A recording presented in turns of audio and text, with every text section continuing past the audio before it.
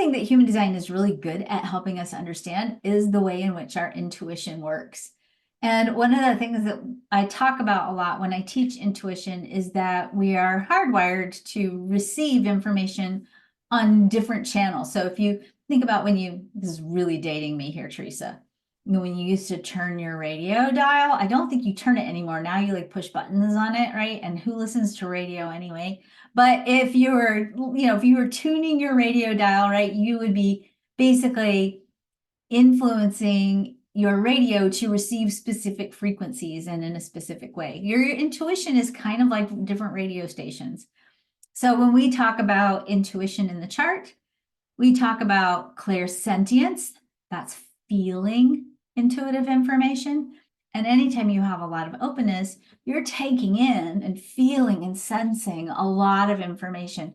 And so I would certainly say that's a design for clairsentience, meaning you feel intuitive information. That's when some of you have that experience maybe where like you get goosebumps when you encounter truth, or your body has some kind of response when you encounter truth. And certainly it's also about being emotionally empathic and with an open sacral. All of my manifestors, projectors, and reflectors, you all have open sacrals. You feel people's energy. If you have an open G, you feel people's story, you feel people's identity. If you have an open emotional solar plexus, you feel people's feelings. If you have an open spleen, you can even possibly be medically empathic. You can sense what's going on with their bodies. So that would be one place that I would say you're very intuitive. The second way that I think you're very intuitive by design is you have what's called claircognizance, meaning you know stuff. And you don't necessarily know how you know that you just know. Claircognizance is the trickier, I think, of all of those. But first of all, when you're clairsentient, you have to learn how to go, is this mine? Right? And that's a really important thing to learn to ask yourself when you're feeling something, to really check in and go, is this mine, or is it somebody else's, and where did it come from? When you have claircognizance in a logical world, and we live in a logical world, right? When you have claircognizance, you know stuff. You know that you don't know how you know that you know, and that actually can really trigger a lot of self-doubt around your knowingness.